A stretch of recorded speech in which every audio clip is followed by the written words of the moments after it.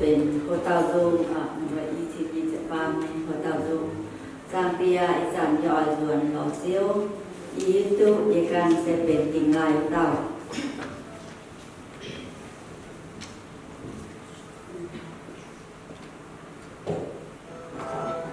mà cha hộ của kinh lây chiếu cô ạว่าก็บ่สิบเสียงเจียวมาcha hộ của lây chiếu thì côบ่จุกินที่ย่อสุนตลอดเจียวที่นงกันเจียวที่